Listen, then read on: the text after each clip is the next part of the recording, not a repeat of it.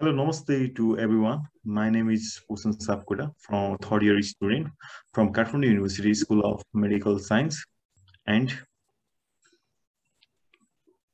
hello everyone, my name is Divya. I am a final year medical student from Lumbini Medical College, Palpa.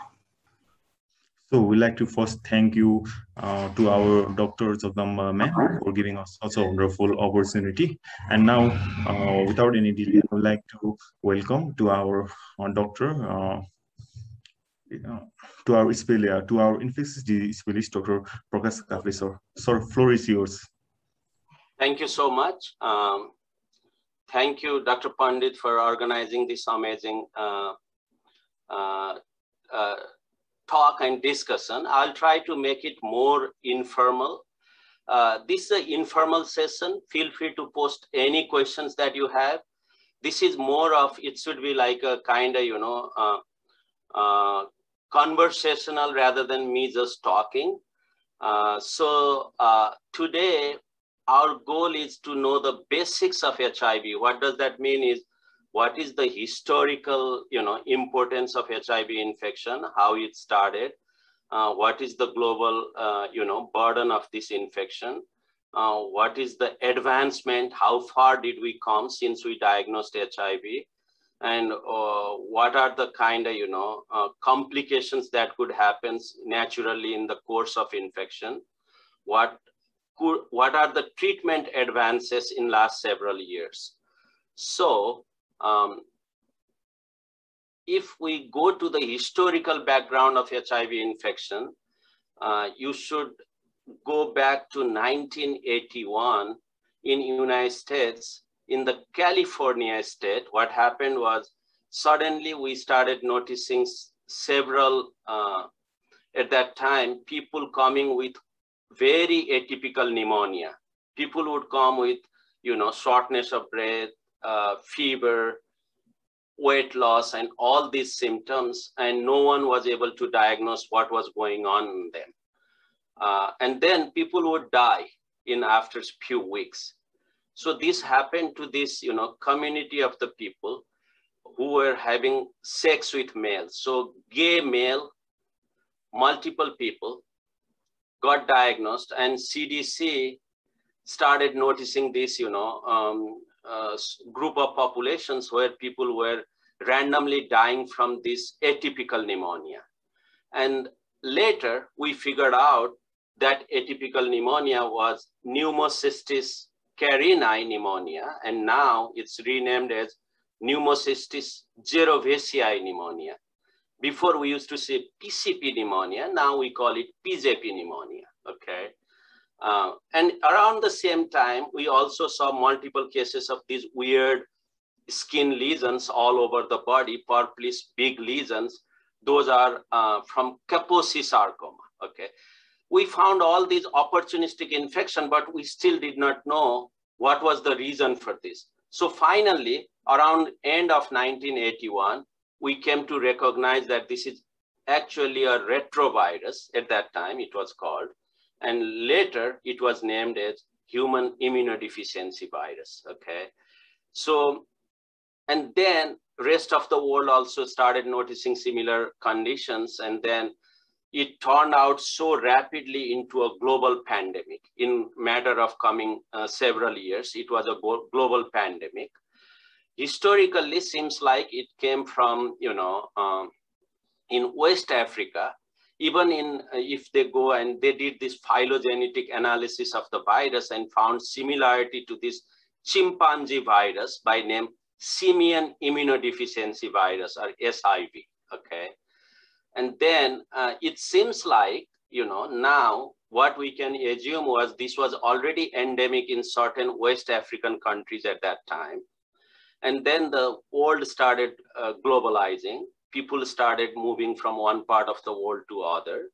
And it took several years maybe to recognize that until that hit the developed countries, because that's where the research happens. That's where the investigations happens, right? So around 1981, it came like this, in gay male people, especially in the white people at that time. And later it started spreading so fast like a wildfire. And then it was a big, in 1980s, it was the big political and health related problem in the United States. And then around 1986 or 87, we started kind of developing at least preliminary medicine for HIV. And since then, by now, we have come a long way, okay? Before, if you look at the historical perspective, can you imagine how many people may have died? So, after that, if you want to know the historical perspective, how many people may have been dead from this HIV infection so far, it's astounding. The number is around 50 million people, okay? So that is more than the population of Nepal, maybe twice the population of Nepal has been wiped out by HIV since 1980s. So that's a big number. Still, HIV may not be a big problem in developed countries and even in certain part of the world, like Southeast Asia and that part of the world, but globally, it's still within number 10 killers of the, every annual, if you look at the top 10 killer disease every year, HIV is still there. So it's a global problem. Still, it's a big problem, especially in the African countries, West African countries, and, that part of the world. There are certain countries where the prevalence of infection is around 20%. Like there are some West African countries like Swaziland and, those countries there, it's heartbreaking. 20 to 25% of the entire population of the country is infected with HIV, okay? Now, as I said, 50 million people already died from it, and around 35 to 40 million people are still living with HIV, okay? If you look at the natural course of the disease, let's go to a little bit of virology. As I said, it's a human immunodeficiency virus, and it has predilection to CD4 cells. That's one type of the lymphocytes, right? So the virus, the way it's transmitted, you all know, it's through blood and blood products, okay? So what does that mean is blood and bodily fluids. So if you look at the total number of cases, maybe number one will be from sexual transmission, more common with, male sex with male, the gay male population. And then can be heterosexually transmitted too, but the risk compared to homosexual transmission is less. In terms of heterosexual transmission, people get less infected than homosexual transmission, okay? And then the other big problem in the developing countries in terms of mode of transmission these days is IV drug user, sharing the infected needles, okay? So these are the big group of, the mode of transmission. Just remember, it has to be either from the blood or infected body fluids. So sharing the needles that has a blood particle in it, sharing the bodily fluids, like, semen or, that type of the fluid. So these are the common mode of transmission, but saliva, hugging, kissing, or, sharing the same towel, or sharing the same bathroom, or sleeping in the same room is not gonna spread this infection, okay? It has to be from body or bodily fluid, like private fluids, like semen, vaginal fluids, etc., okay? It does not get transmitted through sharing the same bathroom. It does not get transmitted through hugging or kissing someone. So there's a big taboo in the society, used to be a big taboo. People were kind of, discarded from the society just having this infection. But in last several years, we moved a long way, okay? So now, as I was saying, HIV infection transmits and infects the CD4 cell, and then the number of CD4 cell. So there is another question here, how about breast milk? breast milk, the risk of transmission is very low, less than 4%, but still can happen, okay? But these days, what's happening is most of the mom who are to be mother, you know, they are already on antiretroviral therapy. So if someone is already taking antiretroviral therapy and the virus is already under control, breastfeeding is not restricted anymore. They can have breastfeed their baby, okay? So the other question that I'm seeing from Ramji Ram, he's writing, why more transmission from male to male? That's a good question, because male to male sex, it's compared to male to female sex, it's more anatomically disruptive. What does that mean is there is a risk of getting, you know, injury to the private parts while having male to male sex. So that increases the risk of transmission. Basically, it's just the nature of the sexual intercourse and the risk of disruption of the anatomy. That means the mucosal membrane, and more risk of bleeding. That causes more risk of transmission of HIV, okay? So it basically attacks the CD4 cells. Then the CD4 cell starts dying. CD4 cells total number starts decreasing, and it decreases to the level. In a healthy person, CD4 cell number is around 1000 per cc, okay? So it starts decreasing, maybe less than 500. When it decreases less than 500, they may show certain predisposition to certain type of infections. Then it starts decreasing less than 200, then less than 100, then less than 50. So these are the numbers that I told you, these have the significance, okay? So when it decreases, no one dies from HIV infection. I'm sure you all know about it. How people die from HIV infection is they start developing opportunistic infection. So those are the landmark numbers I told you guys, 200, 100, 50. You have to remember these numbers.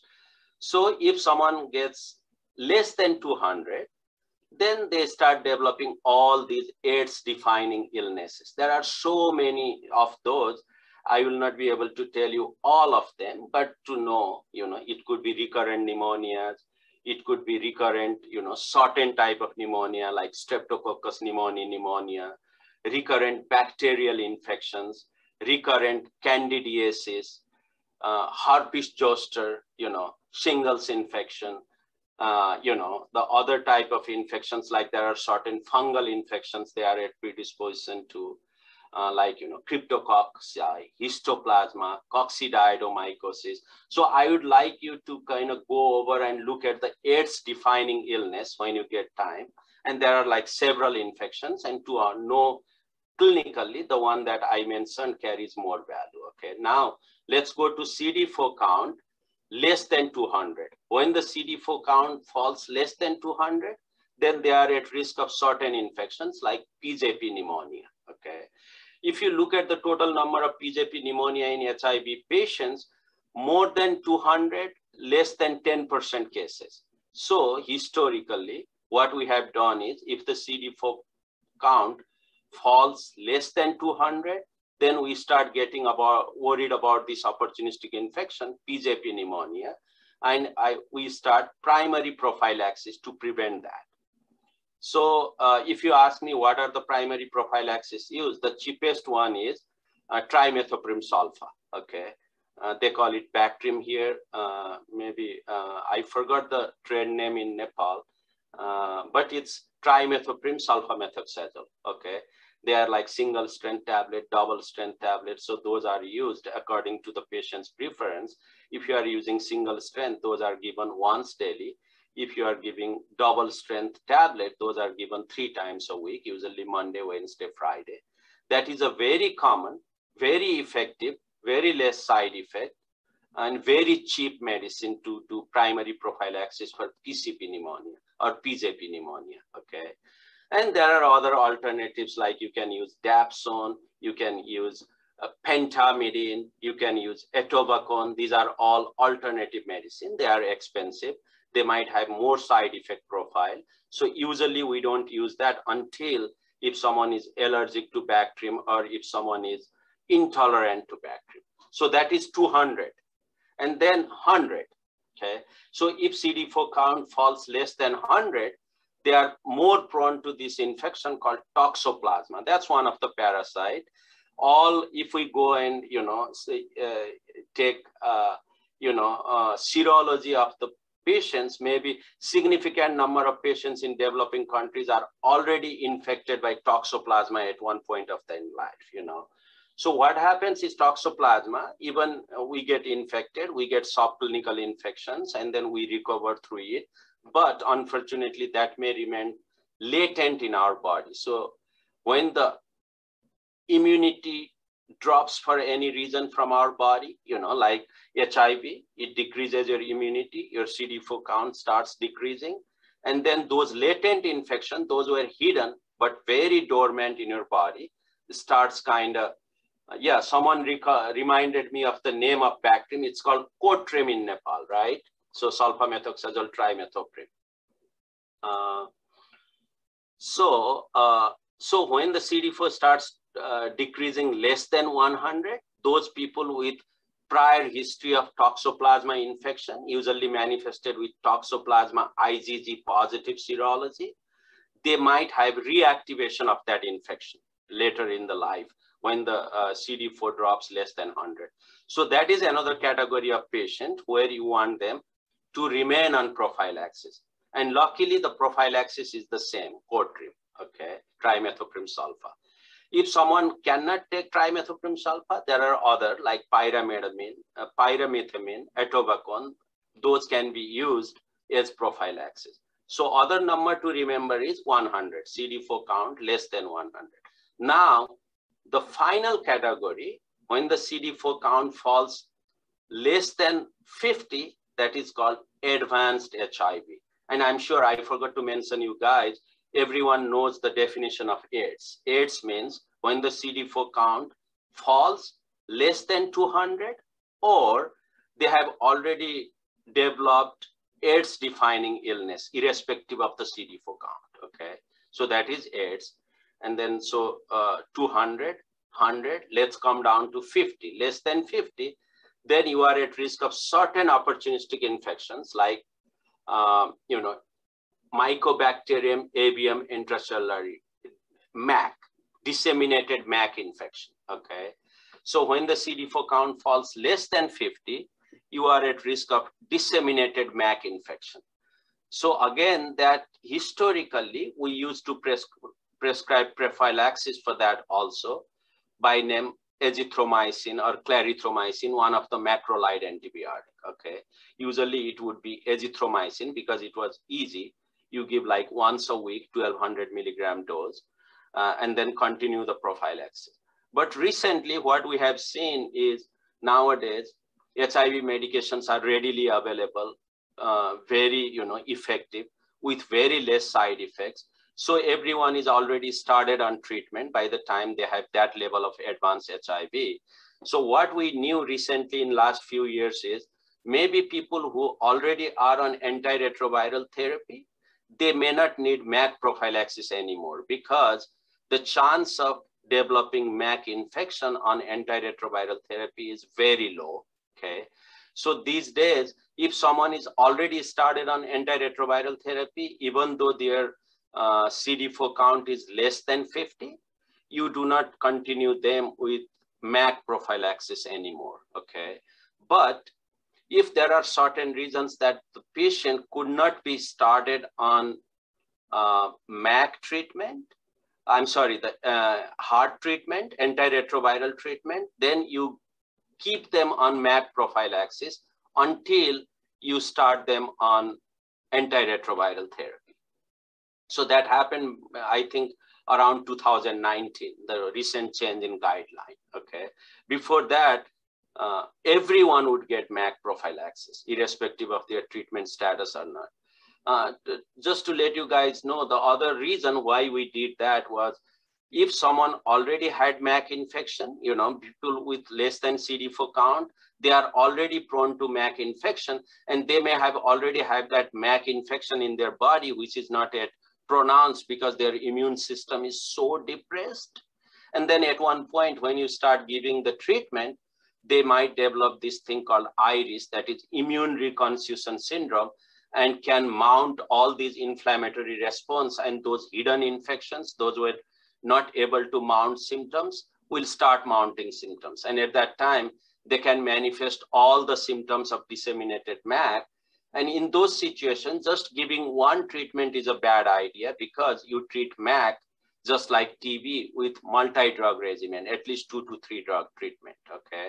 So if you just give one drug treatment, what's gonna happen is they might develop resistance very fast. So you don't wanna do it, you know, and that makes sense, because if you just give azithromycin, you will give the partial treatment, and what happens is that emerges resistance so fast that azithromycin may not work when you are actually treating that patient, not prophylaxis, okay? So that is the natural course, and ultimately what happens is people who are not started on antiretroviral treatment, they ultimately succumb to death from this all opportunistic infection. So the common opportunistic infection that you guys have to remember, those three, you know, a PJP pneumonia, and then the toxoplasma, and then the CMV. There are so many other opportunistic infections depending upon the, you know, endemicity of infections like fungal infections. Usually these fungal infections like histoplasma, coccidioidomycosis, these are more common in, you know, in Latin America and Southern United States. So there, certain group of populations where the endemicity of those infections are maybe more than 10%, they are also started on antifungal prophylaxis for coccidioidomycosis and histoplasmosis and cryptococcosis and things like that. But depends upon how common that infection, how endemic that infection is in that part of the world. And the breakpoint of the CD4 count is around 150 to 100 in those cases for antifungal treatment, like, you know, depending upon if you are doing for cryptococcus or histoplasma, it's fluconazole. If you are doing for coccidioidomycosis, it's a little different, it's itraconazole. Fluconazole still works for that too, okay?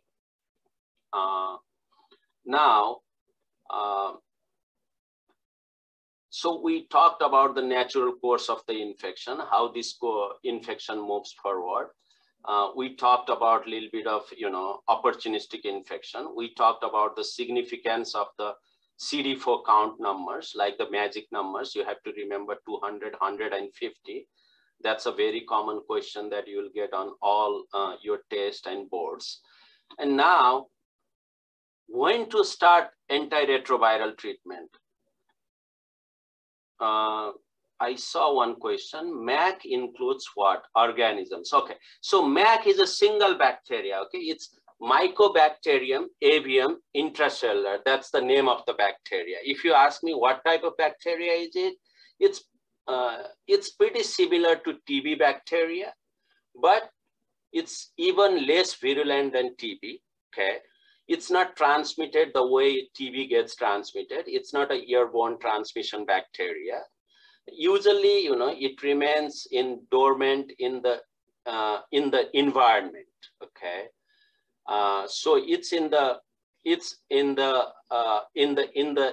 everywhere, like in the soil, in the air, in the water. So whenever someone has compromised immune system, this is an indolent bacteria. We may be colonized with that bacteria, but with person with good immunity, they don't get florid infection from it.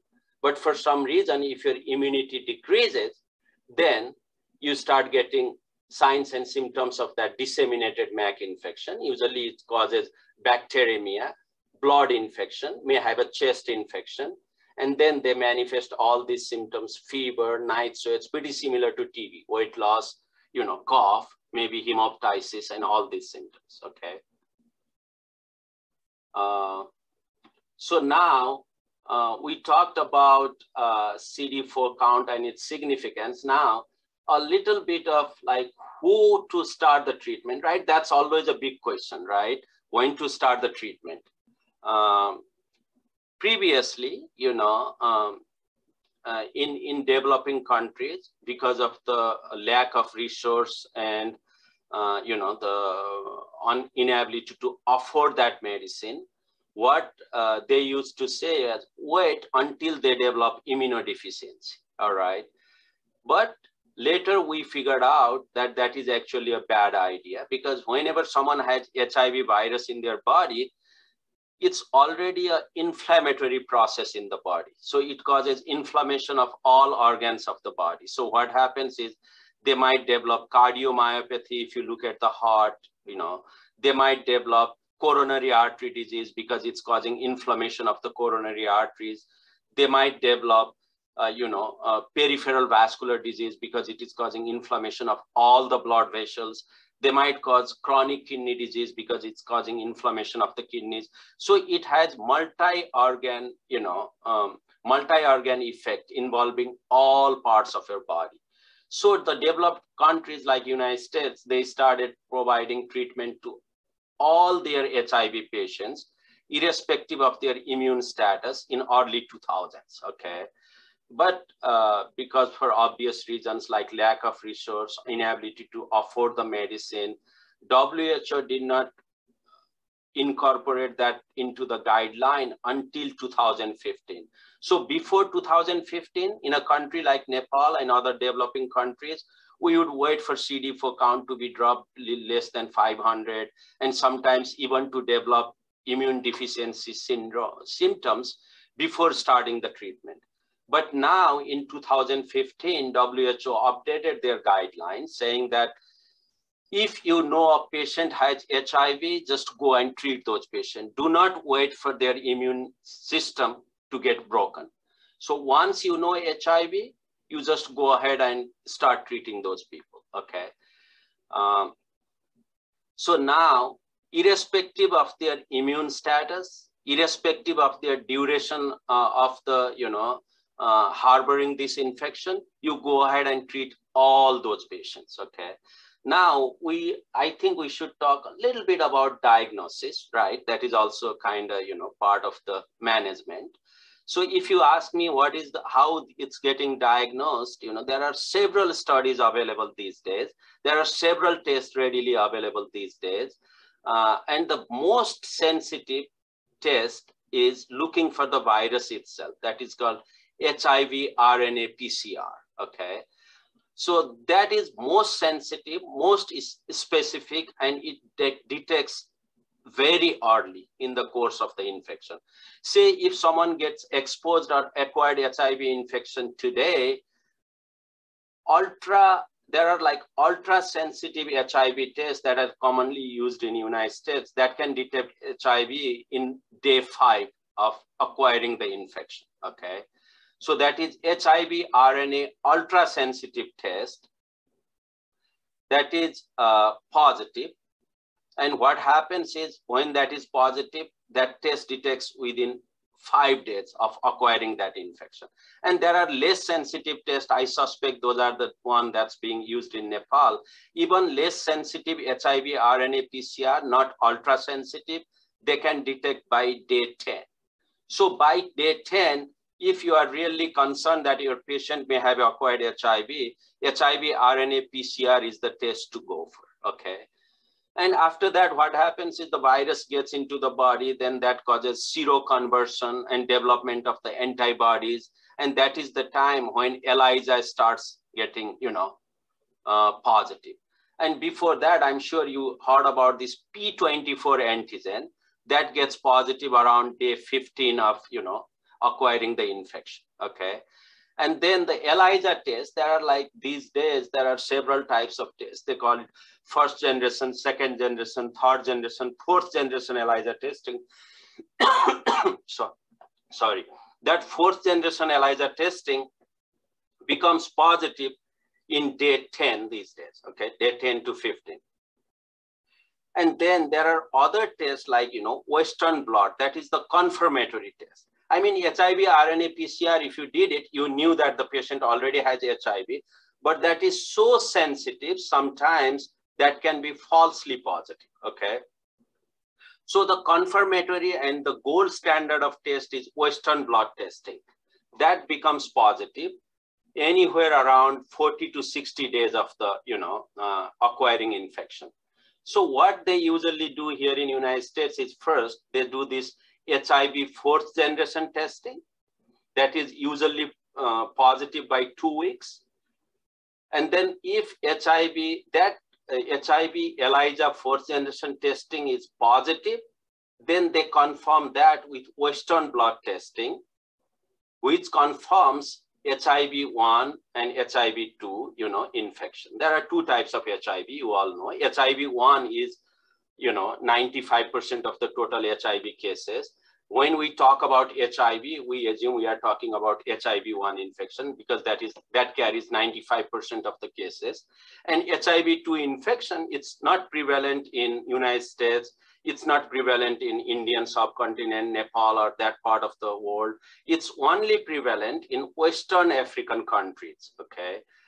So there are certain countries there, the prevalences are around 15 to 20%, even in West African countries. So that's where you worry about HIV-2 infection. If your patient is coming from West Africa, you might want to wonder if HIV-1 RNA PCR came back negative and you are still suspicious that the patient could have HIV, what you do is you test for the HIV-2. That is, again, as I said, very uncommon. And if you consider the treatment is pretty similar. HIV-2 is less virulent compared to HIV-1 infection. And then HIV-2, there are certain treatment like non-nucleotide reverse transcriptase inhibitors or NNRTIs, efavirenz, and things like that. That does not work for HIV-2 infection. I think that's too beyond basic. So let's not talk about that a lot, okay? And then we're talking about diagnosis. So that is how it's diagnosed. ELISA, confirmed with Western blot. If you want to diagnose early and if you have the resource, HIV RNA PCR is the test. That can be positive. Ultra-sensitive test within 5 days on day 5. And if it's a regular test of HIV RNA PCR, should be positive by 10 days. P24 antigen will be positive around 2 weeks, okay? And then, as I said, fourth generation ELISA test that has that P24 antigen inside that test, so will be positive around 2 weeks. So before we had to wait for like several months to diagnose a person with HIV, but now it's just piece of cake. You diagnose those within 5 to 10 days, okay? So that's how we diagnose it. Let me see if someone wrote any other. What to do if someone is recently positive for HIV and are asymptomatic? Okay, so let's talk about it. That's a good question actually, because so if someone gets HIV infection, acquires HIV infection, so there are phases of infection, okay? So first is, what you call it is acute HIV infection. And then that ultimately develops into chronicity. So when someone acquires that HIV virus, many people can be just asymptomatic. They may not mount any symptoms at all. And ultimately they develop the chronicity. Then as I said before, their CD4 starts decreasing. And ultimately when their CD4 starts decreasing to the level, they start developing opportunistic infection and all these AIDS-defining illnesses symptoms, weight loss, diarrhea, and all these, wasting syndrome. So that's where people are usually diagnosed, right? So, but if someone is very had a high risk factor, gay male, having sex with male, or an IV drug user patient comes on and tells you that, see, I'm having all these symptoms, fever, sore throat, skin rash, just typical viral symptoms like cough or runny nose, all these symptoms, and tells that she's concerned about HIV. That's where you test those people for that, HIV RNA PCR, when resource is available, okay? So now the other question that I should answer is, should those patients be treated in acute infection? Before, we would not treat those patients. We would wait for those patients to go into chronicity and start the treatment. But now all the guidelines are actually advocating to treat as soon as you diagnose, even in acute early HIV infection, because the reason for treatment in that case is you want to control the virus RNA in the blood as soon as possible. If someone has a several millions HIV RNA PCR and that is left untreated, the chance of development of the AIDS occurs, early. What happens is, if you look at the natural course of the infection, or a person acquired HIV, it will take up to 8 to 10 years for them to develop AIDS from it, okay?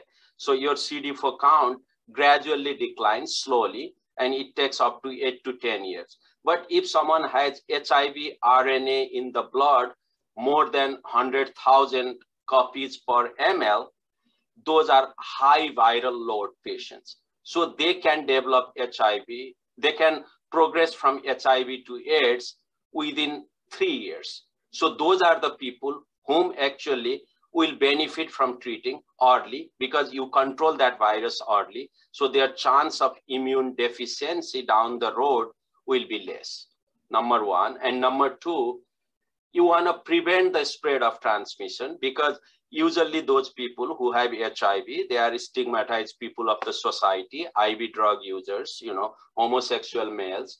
So if you treat them early, what's going to happen is, you kind of treat them so that their virus becomes undetectable, and there is a less chance of spread of that infection in the community. Because if you don't treat them, what's they gonna do? They will go back, they will have their own friend circle, they will have sex, so they will transmit to those people. And the other category of people who are doing the IV needles, they are sharing the needle with their other friends, and they are spreading that infection, and the entire community of those people gets infected in matter of days. So you want to knock that virus out, even from public health perspective, to prevent spread of that infection further. Okay, so what is the other question here? What to do if some get skin prick with needle of HIV positive patient? Okay, so I'm sure you guys heard of this thing called post-exposure prophylaxis. Let's touch a little bit on that. If you are pretty sure that you are a medical student, you drew blood of one patient who was a HIV patient, and you are worried, there is post-exposure prophylaxis that is very effective actually. It's kind of pretty similar treatment to the treatment, but the duration is very less, okay? So if you knew that you had a needle injury with a HIV positive patient, or even with any patient unknown HIV status, you should get HIV prophylaxis treatment, post-exposure prophylaxis treatment. What we do here is, within 72 hours of needle exposure, like we get this call almost every day in hospital, because there are so many people who might have accidental needle stick injury. So what we do is, we have a protocol in place. Those patients will go to the emergency department, and emergency department doctor will do certain investigations, like, looking at their HIV baseline status, looking at the hepatitis serology, checking hepatitis B and C along with HIV. And then after that, giving them post-exposure prophylaxis treatment. That is usually combination of two medicines together. That is, two different type of nucleotide reverse transcriptase inhibitors. Like Truvada is very commonly used medicine here in this part of the world, that has tenofovir and emtricitabine in it. I don't know whether you guys need to know that, but plus another category of medicine by name integrase inhibitors, like raltegravir or dolutegravir, those type of medicine. So you prescribe those patients those two medicine together, so Truvada and raltegravir, and have them take those medicine for 4 weeks in total, okay? And then repeat their HIV in 6 weeks, and then 3 months, and then 6 months. If they did not develop positive test by 6 months, they are done. They would not develop HIV from that, okay? And it's a very effective medicine, more than 90% effectivity. So that's what we do. If someone has needle stick injury, accidental with a blood, in it, then we provide them post-exposure prophylaxis. Again, the risk of transmission is different depending upon how wide bore that needle was, whether there was visible blood in it and things like that. I'm not going to go into that detail. But if you knew that you had a needle stick injury with HIV positive patient, you should get the prophylaxis, post-exposure prophylaxis, okay? And while I talk about post-exposure prophylaxis, there is another category of the treatment called pre-exposure prophylaxis. That is for those people who are sexual partners of the HIV infected patients, or high-risk people like, sharing needles, IV drug users. So in the United States, what we do is we provide those high-risk people like male sex with male with serodiscordant partner who has a partner who is HIV positive and the partner is HIV negative, or, with high-risk behavior people, you give them daily, medications just like HIV infected patient, but the number of medicine is again less. You give like 3 medicine together for HIV diagnosed patient. For them, you just give 2 combination medicines of NRTIs, that is emtricitabine and tenofovir, 2 of those medicine. That is called Truvada here. I'm sure in Nepal also it's called Truvada. Those people take that Truvada once a day. That is for pre-exposure prophylaxis. And they keep taking that until they are in that, high-risk behavior relation. And then after that, every 3 months, you check their HIV status just to make sure they did not acquire any HIV infection because they are high-risk patients, okay?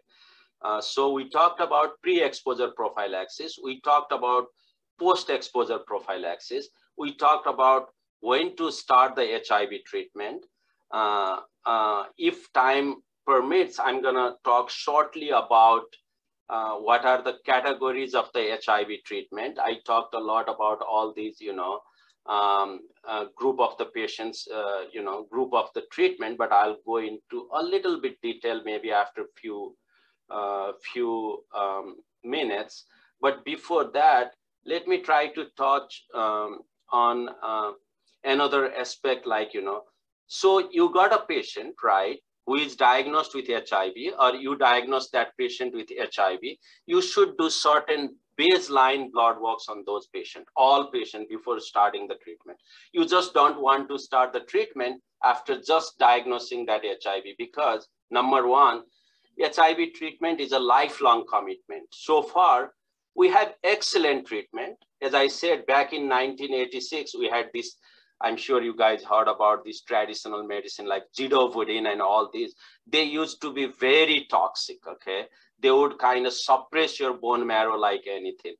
They would have terrible nausea, vomiting, and all these symptoms. So they were very, people would have a hard time tolerating those medicines. But nowadays, it's just a very safe medicine, very effective medicine, very less side effect. Yeah, nowadays, I have maybe several hundred patients in my practice whom I see just once a year. They come to see me. I just check their HIV viral load and CD4 count and routine blood works today. I prescribe them medicine, 1 year worth of supply. They will go home. They will come back to see me after 1 year. So it's such a great medicine these days.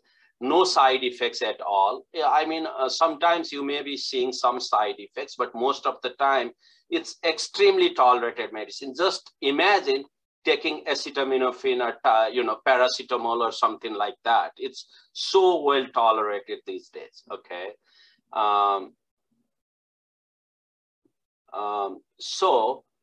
What you do is on those patients, number one, you diagnose the HIV infection. Now, if someone has HIV infection, they are at risk of certain other viral infection that you must rule in or rule out, okay? So those are very commonly hepatitis B and hepatitis C infection because mode of transmission is same. So there are so many patients living with hepatitis B and HIV co-infection or hepatitis C and HIV co-infection. So you wanna make sure the patient who has HIV does or does not have those hepatitis B and hepatitis C infection. And as I said, these are usually sexually transmitted infections. So they are at risk of other type of sexually transmitted infection. So you want to check their syphilis status, whether they have syphilis or not. You want to check their chlamydia and gonorrhea status, whether they are co-infected with chlamydia, gonorrhea, and if that is the case, you want to treat them. There are certain other infections like trichomonas. You want to check for that also.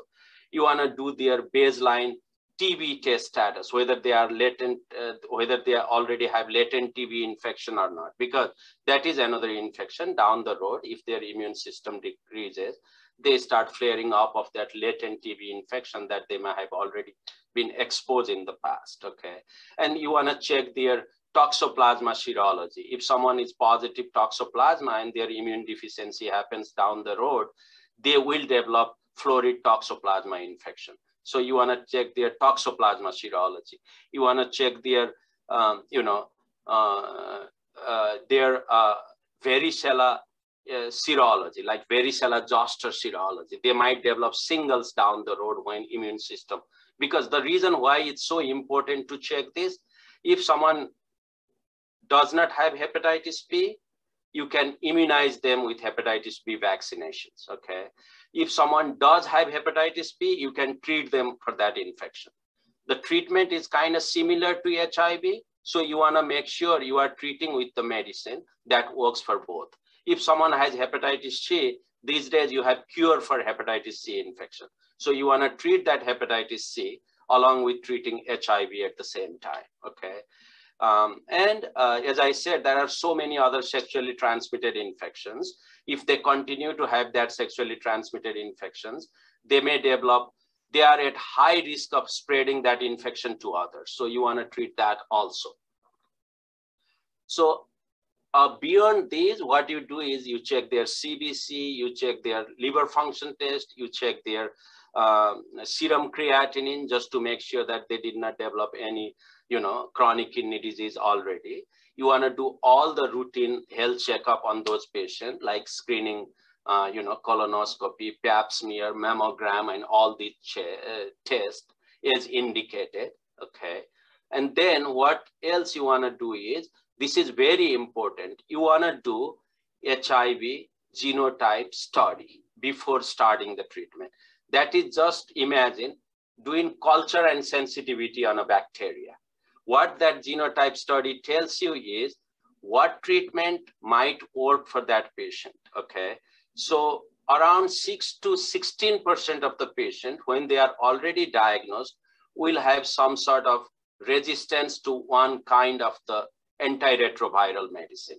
So you wanna know that before starting the treatment, because just imagine if you suppress that virus, that if there is not enough virus in that blood, you may not be able to do that genotype study down the road. So before suppressing that virus, you want to have the baseline HIV genotype study so that down the road, you will know what treatment will be effective on that patient, okay? So genotype study, that is very important to do before starting the treatment.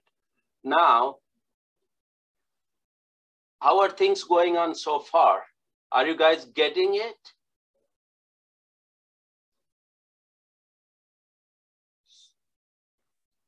Or am I going too detailed? Or is it getting boring for you guys? No, sir, you can continue. Okay.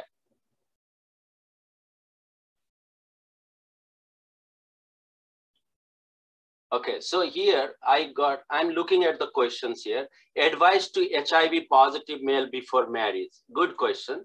So if someone is HIV positive and going to get married, okay, the first thing, what they should do is, it's a civic responsibility, number one, to let their partners know, to be wife know that they have a HIV infection, okay? This is still a social taboo, but still, it's a treatable condition. People with HIV, just to let you guys know the perspective, are living normal life. No one dies of HIV anymore, okay? people with HIV, the median survival rate is better than a person with diabetes. So people with HIV are living longer than people with diabetes, if you want to put that into perspective, okay? So HIV is a very treatable condition. We don't have cure for HIV at this point, but it can be controlled so well, there will not be any negative consequence in the longevity. If they were to live 80 years, if they did not have HIV, they will live the same life with HIV with current advancement in the treatment, okay? So, number one, they should be forthcoming with their diagnosis. It's a civic responsibility as a human to let their partner know that they have HIV infection. In United States these days, I see many people, we call it serodiscordant couple. What does that mean is maybe male has HIV, female does not. Maybe female has HIV, male does not, okay? So it's socially accepted now, all right? Again, as I said, once they start the treatment, in around 2 to 6 months, everyone will have undetectable HIV RNA PCR. What does that mean is they have adequate suppression of virus. And these days, even after that adequate suppression of virus, they are recommended not to take any prophylaxis. But while the HIV virus is still detectable, what they do is the other partner will take pre-exposure prophylaxis, okay? But the virus remains undetectable, then they can even stop that pre-exposure prophylaxis treatment. They can have kids just like normal people. They can live their life just like normal people, as long as they are taking their medicine. If they are not taking their medicine, then that's a scary situation, okay? So someone asked, are there vaccines in development for HIV? Yes, people are working, but the problem is it's a very difficult situation to produce the vaccine because of just the nature of the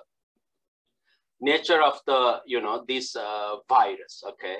So if you want to know what type of medications, why the vaccines are not so readily, why they are not being able to develop the vaccine readily, because it's just the nature of the virus, it's making vaccine development very challenging. But scientists, they are working on it. They have been working on it for the last several years. Just the nature of the virus, its predisposition to the, we call it mutation. It mutates very fast. There is a very, difficulty in figuring out at what point of the entry of the virus or at what point of the replication of the virus should vaccine be effective. So it's a very challenging situation. But what I can tell you is there are still several studies going on regarding the vaccine. But these days, the treatment are so good. It's just imagine treating hypertension or diabetes. Those are not curable condition, but they are very treatable condition, similar with HIV, okay? Oh, so why the HIV not curable, especially since ART is so effective in controlling the viral load? Imagine the viral load are being controlled because you are giving that medication every day, right?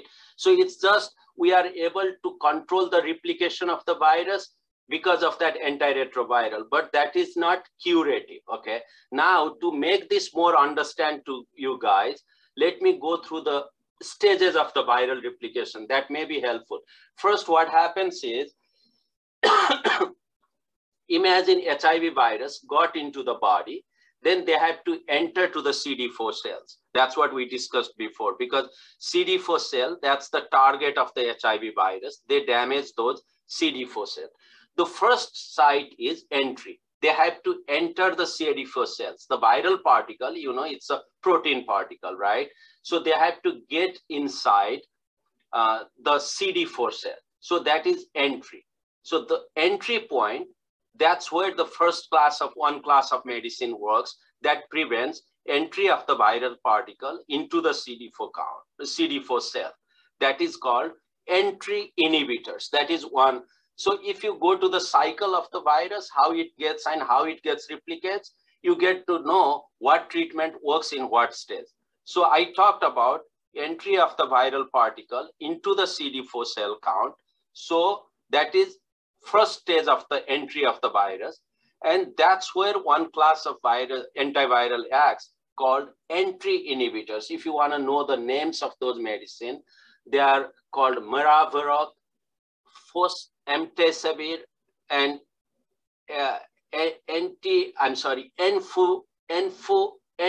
enfuviritide. That is the name. It's very complicated name. So miravirec, enfuviritide, and fostemtasavir. These are the three classes of medicine that blocks the entry of viral particle inside the CD4 count. That is number one. And number two, reverse transcription. What happens is when the virus gets into the CD4 cell, initially, as you know, it's a RNA. So inside the cell, that causes transcription, making that RNA, converting that into DNA, okay? So that's where the reverse transcription process happens. That is just converting RNA into DNA. So that is the second category of medicine, just by name, reverse transcriptase inhibitor. The enzyme that helps reverse transcription is reverse transcriptase. So you want to inhibit that enzyme. So the second category of medicine is reverse transcriptase inhibitor. This is the widely used category of medication. As I said before, there are two categories of reverse transcriptase inhibitors: nucleoside reverse transcriptase inhibitors, NRTIs, and non-nucleoside reverse transcriptase inhibitors called NNRTIs. So NRTIs, if you want to know the name, those are like tenofovir, emtricitabine. These are reverse transcriptase inhibitors. And there are non-nucleoside, those are nucleoside reverse transcriptase inhibitors. And there are non-nucleoside reverse transcriptase inhibitors like rilpivirine and things like that. There are doravirine, and these are the medicines, non-nucleoside reverse transcriptase inhibitors. So we talked about entry inhibitors, we talked about reverse transcriptase inhibitors. The other stage of the virus is when that gets reversely transcripted from RNA to DNA, then they have to get into the nucleus of the CD4 cells and then integrate into the DNA of the CD4 cells, okay? So that is called integration. So the other class of medication is just like integrase inhibitors, just like name. Integrase strand transfer inhibitors, to be precise. So integrase inhibitors is another big class of medicine right there. Those are, as I said before, raltegravir, dolutegravir, bictegravir. There are these integrase inhibitors are growing like anything these days. That is the preferred medicine now. So, initially we used to have just raltegravir. Now they develop in last few years all those dolutegravir and bictegravir and cabotegravir, intramuscular injections that I'm not going to go into detail. So things are developing very fast in HIV world these days. So that is another class, integrase inhibitors. And then if you ask me what is the other step, then they start replicating inside, and then replication happens, and then the virus gets into the blood, and then it multiplies exponentially, and that's how you develop several 100,000 viruses in the blood. And then the other last category of medicine, or the cycle, what happens, as I said, when that integrase and replication happens, then they start developing this thing called budding of that virus, and then maturation and coming out to the bloodstream. So that's where there is another big class of medicine called protease inhibitors that basically blocks that budding and maturation state. So protease inhibitors are another big class of medicine. Before integrase inhibitors were in the market, actually you would incorporate that protease inhibitor along with nucleoside reverse transcriptase inhibitor. That used to be a big category of medicine until 5 years ago. Now they had like relatively higher, toxicity profile. So we are moving out of protease inhibitors, but still protease inhibitors are very effective medicine. Maybe in terms of side effect profile, they are little less tolerated, but still very effective medicine. If you want to know a couple of names, those are like etazanavir and these, you know, that class of medicine still being used, you know, as protease inhibitors. Okay, so those are etazanavir, you know, and I'm blocking on a couple of more names, but that is a big class of medicine. So as I said, there are four very common class of medicine that we use: entry inhibitors, reverse transcriptase inhibitors that are non-nucleoside and nucleoside, and the integrase inhibitors, and then the protease inhibitors. Traditionally, we used to use a lot of protease inhibitors. These days, we are using more of integrase inhibitors because of the just less side effect profile. Okay. Are you guys with me so far? Yes, sir. What is the chance of getting HIV positive after taking full PEP? The chance is minimal. As I said, the success rate of the post-exposure prophylaxis is around 90 to 95%. So if someone gets, the trick here is you should start the treatment within 72 hours of exposure. The reason why that 72 hours is important is, see, I was telling all about those entry into the cells and the transcription of the protein and all these. When you are able to give medicine in that, you know, initial phase, it will not get into the budding and maturation phase, ultimately getting out to the bloodstream. So you want to control that. So the gold standard of time when you should administer that medicine is within 72 hours. If you go and take medicine after 72 hours, there will be good chance that you may acquire that infection.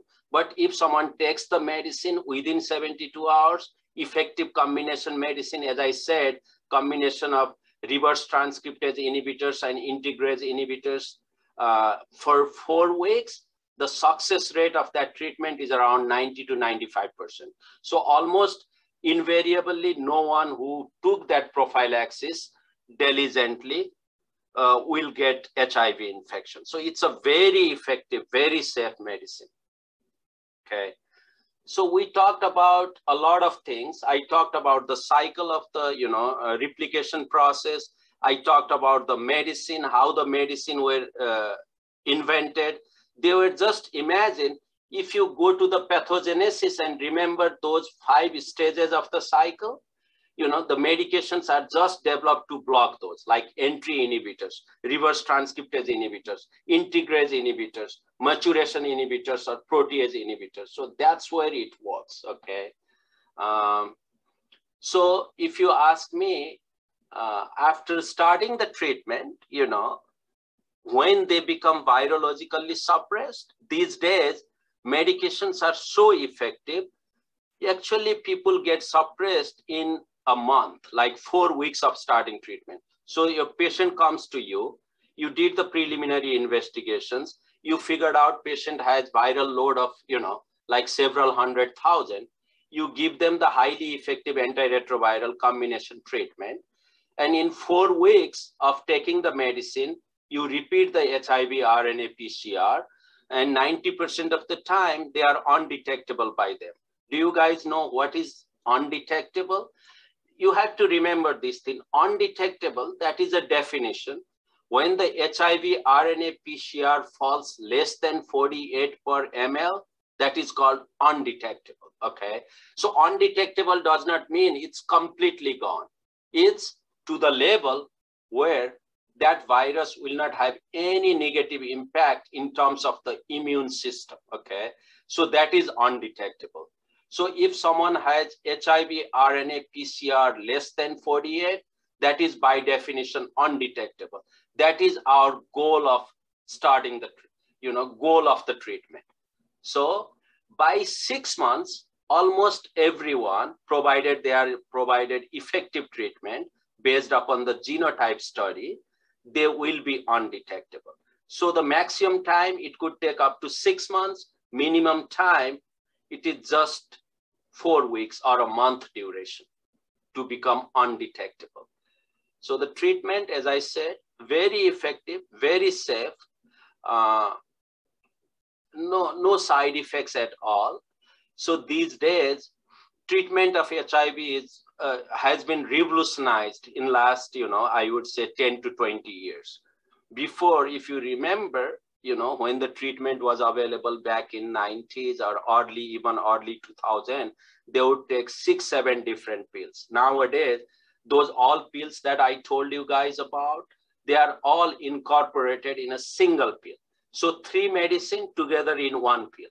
So if someone is getting Truvada, that is combination of tenofovir and emtricitabine, and then you add 1 integrase inhibitor, like, dolutegravir or bictegravir or raltegravir. In United States, most of those medicine are already put together in 1 single pill.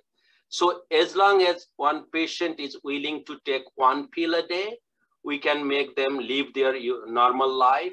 We can make sure that they are not developing any opportunistic infections. We can make sure that they will live their normal life with full potential. So it's amazing how science brought the treatment of HIV to current stage. And just historically, if you look at it, 50 million people died from HIV since it was diagnosed. Okay, but nowadays, if someone is willing to take this medicine, no one dies from HIV anymore. Okay, so it's all 3 things that you needed from patient. Number 1, willingness to take the medicine. Number 2, partnering with you and coming for regular checkup. And number 3, living their life with positive attitude. As long as someone is willing to do that, you can guarantee them they are going to live their normal life, just like any other person without HIV would do. So I think that's about it. Any other thing that you guys want me to cover, or any other questions, or was it helpful? I don't know what you guys were looking for, but this is the gist of HIV that you need to know. So we do have some question. Thank you for saying us about the treatment. But if I got positive, then I do have dilemma that whether I shall go for the test or not. So what are the pre and the post counseling advice if we do have symptom for undergoing test, HIV test? Yes, that's always a concern. Many patients, who kind of, they know, because, these days patients are smart, they know that they may have been exposed to virus, but many people would just be afraid of the social stigma, and they might not be willing to even go for that test, right? So there are, we get that patients, those type of patients once in a while. So counseling is very important, Here comes the role of, usually HIV in a developed country, like, I did not give you the full system-based practice that happens here, but this is what happens, okay? So I'm a provider. I see a lot of HIV patients every day. So I have a team of people who work with me, okay? So number 1, I have a case manager who deals with these HIV patients. I have a social worker who goes to the patient's home and see what those patients are doing. And I have a counselor, psychological, a psychologist who is also part of the team, okay? So what we do, my nurse, me, my lab people, a counselor, a case worker, and and the case manager and the social worker. We have a team that is called HIV care team, okay? So we all work together with that patient. See, sometimes patient may not feel comfortable sharing all those, social stigma and their life story with me, because I have my limited time. I have to finish seeing that patient by 20 minutes.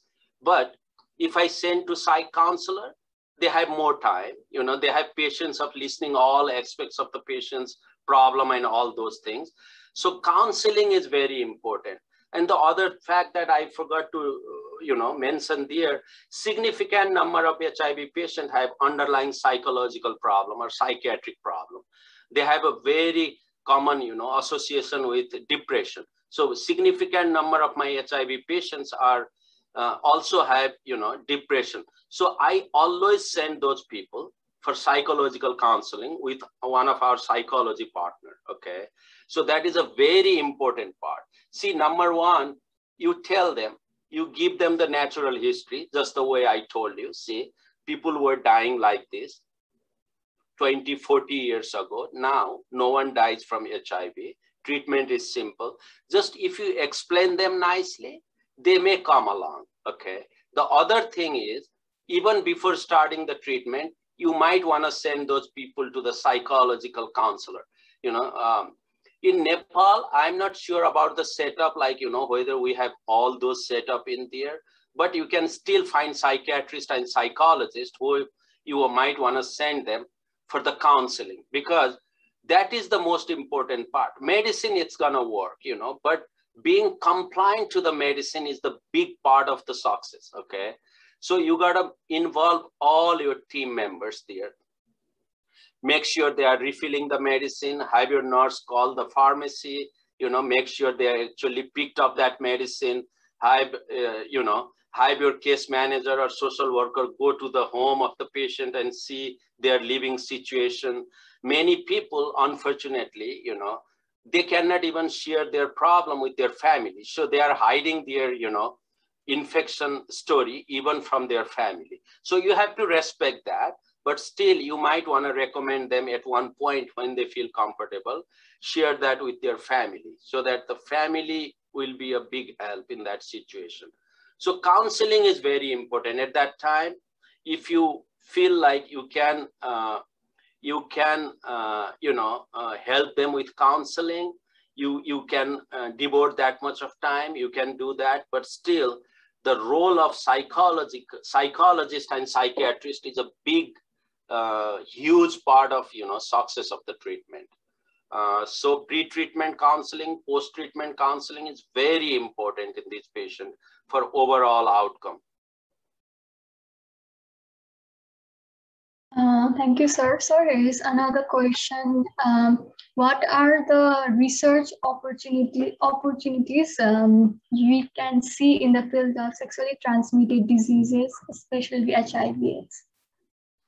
Yeah, I mean, in terms of the research, you know, in the community, there are so many, you know, actually research that you can do. If you are just working in a HIV clinic, you can just look at co-infections and look at the data, like, you know, I would not say a big study, but you can look at the surveillance data, how many people with HIV actually have other co-infection with other, you know, sexually transmitted infection, whether those are being treated or not. Like, you know, as I said, if someone has HIV, likely they have other type of sexually transmitted infection. It could be chlamydia, it could be gonorrhea, it could be syphilis, it could be, you know, trichomonas, it could be hepatitis B, it could be hepatitis C, it could be any of those, you know, blood-related or sexually transmitted infections. So you can look at the prevalence of those. You can look at the, you know, the other thing that you might be able to look at is, you know, whether all the HIV-treated patients are actually being treated for this type of, you know, other sexually transmitted infection. You can look at the prevalence, you can look at the success rate of the other transmission, you can look at the, you know, recurrence of those sexually transmitted infection on those patients. So you can kind of, you know, extrapolate those things and make your own study. But I think the easiest study will be looking at the prevalence of other sexually transmitted infection in HIV community. That's a simple study that can be done on any clinic, you know, you don't need a lot of resource for that. I would be surprised if you guys can make a setup for any, you know, management related or treatment related studies. That'll be too hard to do, even for me in our center. But what it's so easy, it's just the surveillance data, you know, just the epidemiological data of the co-infection. Just someone, maybe one person who is interested can look at prevalence of syphilis in HIV positive patients. Maybe another person can look at prevalence of gonorrhea or chlamydia in HIV, you know, population. maybe someone can look at prevalence of skin infections in HIV population. They are at risk of so many other type of infections. You can look into those things. There will be very easy population-based surveillance data. You don't need to spend a whole lot of resource for that. Any other questions? What are the approaches you find different in Nepal and the US in terms of sexually transmitted disease? I'm sorry, say that again. What are the approaches you find different in Nepal and US? Unfortunately in Nepal, it's all availability of the resource, right? You do not have all the resource that, I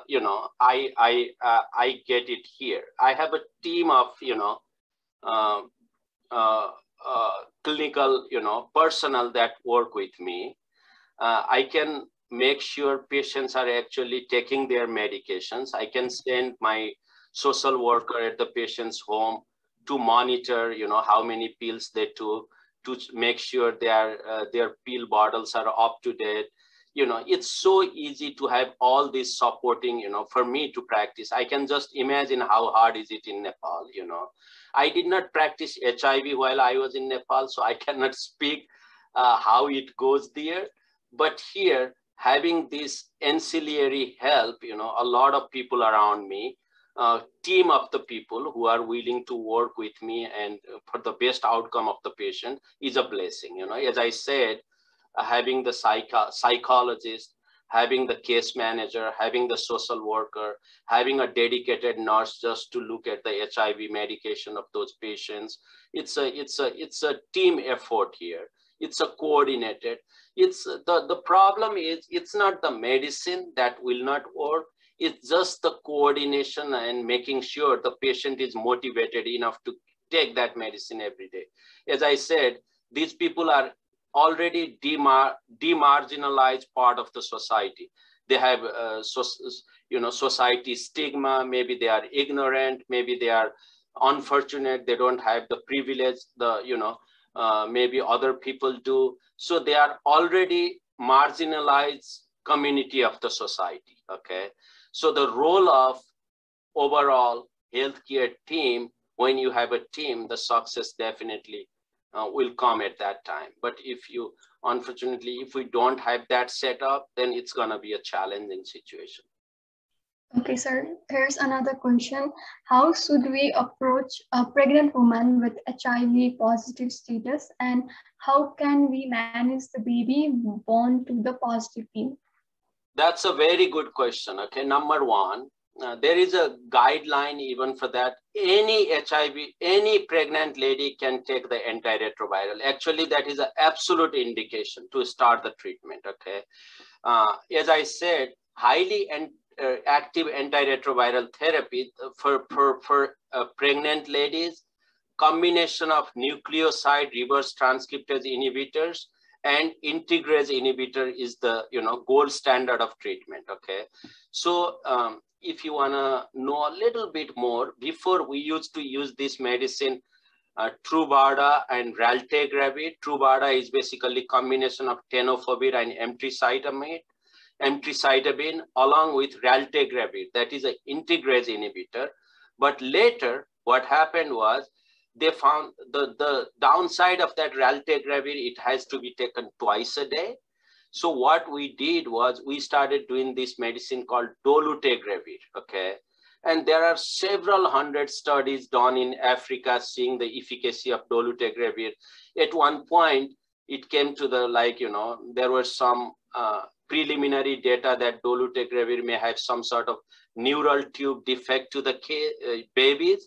So at one point it was halt and we got more data, and now that was proven that actually that's not the case. The risk of neural tube defect is pretty similar to the general population with the people getting dolutegravir. So now what we do is we give those people Truvada and dolutegravir, if you want to know, in nucleoside reverse transcriptase inhibitors and integrase inhibitors, and we check their HIV RNA PCR very closely, okay? So towards the term, around 36 weeks of the pregnancy, you check the HIV RNA PCR. If it's less than 1,000 copies, they can go for normal vaginal delivery, okay? If someone has viral load more than 1,000, then they are recommended to go for C-section delivery to prevent the risk, okay? If someone has detectable virus in a mother, then the kid will get prophylaxis just after birth. Usually, again, I don't want to go to the detail. Those are intravenous medicine. Those are administered to the kids for a few days, and then they go home to take the oral medicine for a few weeks. And 95% of the people will not acquire infection, even more than that, okay? So that's also very effective treatment. If someone has already undetectable viral load, the kid does not have to take even the prophylaxis, okay? Neonatal prophylaxis. So those people who have detectable virus towards the end of the delivery, their babies may need prophylaxis, but those people who are already on antiretroviral therapy with adequately suppressed virological load, they will not need even prophylaxis. The other thing that I said was whether to go for C-section delivery or normal vaginal delivery. People who has adequate suppression of viral can go for a normal vaginal delivery. If someone has detectable viral load more than 1,000 copies per ml, they are usually suggested to go for C-section delivery. Does that answer your question? Yes, sir. Thank you, sir. Thank you, sir. We are almost to the end of the session. So I think it was shall be the first question, but I will ask now. Sir, would you like to tell your experience from biology student to the infectious disease specialist? How was your experience? How is your experience? Sorry, I missed your question. Say that again. Sir, how is your experience from being biology student to the infectious disease specialist? It's, you know, so your question was how is my experience from biology student and being an infectious disease specialist now? Is that the question? Yes, we would love to know about your experience of how you became doctor and you did your MD. You know, I'm a lot older than I look, okay? I'm an old man, okay? So when we were in, you know, college, at that time, we just had maybe +2 was just starting at that point. I went to Amrit Science College at that time in Kathmandu, okay? So I finished my intermediate in science at that time. So science was always fascinating to me. I loved biology. Of course, that's what made me, you know, go to the medical field, right? So biology is always fascinating, you know, it's understanding just little creatures and then, you know, putting that into perspective and bringing that to a human body was the fun of biology. We used to do a lot of these, you know, dissection of earthworms and cockroaches and all those things. And then, you know, that just, there are certain things, you know, I went to the medical school and, you know, in our part of the world, in developing country, infectious disease is #1 killer. I'm sure you guys know about it. Non-infectious diseases are #1 killer in the world now, especially cardiovascular disease and stroke and cancers, they are emerging. But still, if you look at the overall global death, infectious disease still accounts for #1, you know, killer of the world. So being raised in a developing country like Nepal, internal medicine is infectious disease there, right? Every day you are seeing several types of infection. You are coming across like, you know, pneumonia, abscesses, bacteremia, you know, skin and soft tissue infections, you know. So these all is bread and butter for Nepal. And, you know, when I came to United States, the thing that would fascinate me here is infectious disease, because that's what was medicine in Nepal, right? So at that time, HIV was still kind of early and HIV was always big in the news. So I wanted to be, you know, HIV doctor, basically. So to be a HIV doctor, you had to be infectious disease doctor before. So I finished my internal medicine residency. That's what you have to do for becoming infectious disease doctor. And then after completing your internal medicine residency, then you go for infectious disease fellowship.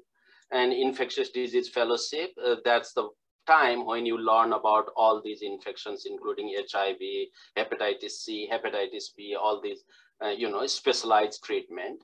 And I could not love much. I love it, to practice infectious disease. The lifestyle is good. I don't have to work hard, like maybe my days start around 8 in the morning and then I'm done around 4. Then, I have maybe a little time for myself and my family. I don't have to go in middle of the night in hospital. There are internal medicine or hospitalist doctor who take care of the patients during the night time. If I get call, maybe I get call just to answer over the telephone in middle of the night, but I don't have to physically be in hospital. So it's a good field, I love it. I like it.